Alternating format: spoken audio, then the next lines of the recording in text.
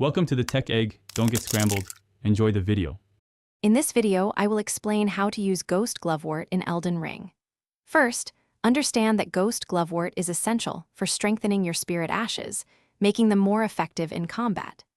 Each tier of Glovewort corresponds to a specific upgrade level for your summoned allies. You'll primarily discover these valuable plants within the many catacombs and dungeons scattered across the lands between, so keep an eye out as you explore. Once you've gathered some Ghost Glovewort, head to the Round Table Hold and seek out Roderica. She is the spirit tuner who can imbue your spirit ashes with greater power. Simply speak with her, select the Strengthen Spirit Ashes option, and choose the spirit you wish to upgrade.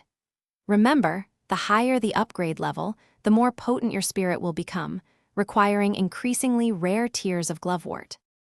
Finding Ghost Glovewort involves thorough exploration.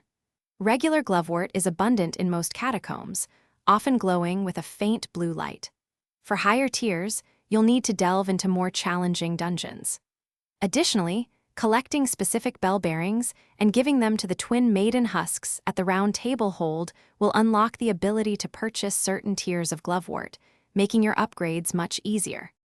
To truly maximize your spirit ashes, you'll eventually need Great Ghost Glovewort, which is typically found in the most difficult late-game areas. Don't hesitate to revisit dungeons you've cleared. Some areas respawn Glovewort, allowing for efficient farming. Remember, a powerful spirit can turn the tide of battle, so invest in their upgrades.